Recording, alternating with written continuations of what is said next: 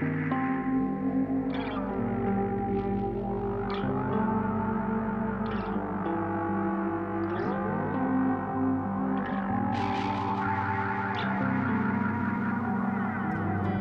I'm Sam Sheasley. I am a paper conservator, and I'm charged with the preservation of the Sailor Jerry art collection belonging to William Grant & Sons. So for centuries, tattoos have been used by tribes as visual indications of clan, and this custom has actually continued through modern times in the military. So as men would join the Navy, they might go together to tattoo shops to get tattoos to show their newfound brotherhood. And so they would get the same tattoos, or sometimes they would get tattoos to remember the loved ones that they've left at home. So one way or another, it was always about a tie to something bigger than themselves, a reason for them to be out there fighting. The collection is quite unique and wonderful because there are 4 separate categories of Norman's artwork.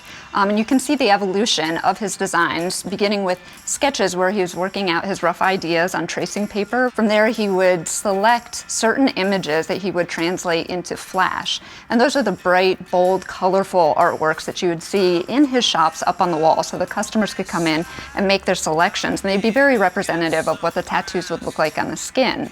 From there were also acetate stencils, which are probably my favorite part of the collection. It's a technology that's been lost to modern means. These days, tattoo artists work with digital printers and things like that. But back in the day, tattoo artists would take pieces of acetate and they would trace over top of their designs with phonograph needles and use those acetate stencils to transfer the designs onto the customer's skin. So this is one of Norman Collins's sheets of sketches.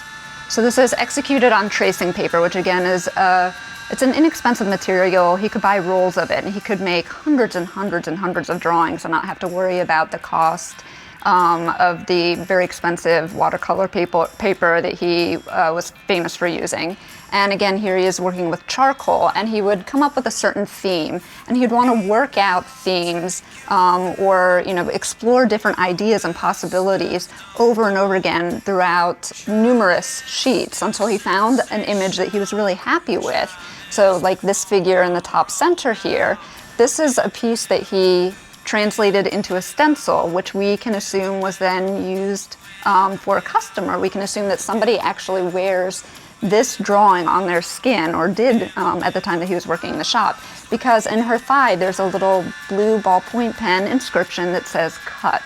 And that's an indication that this is a design that he was very happy with, and he cut a stencil which would then be used to transfer the image onto his customer. Pin-up tattoos were very common, and a lot of different tattoo artists were giving pin-ups at the time. That wasn't unique to him.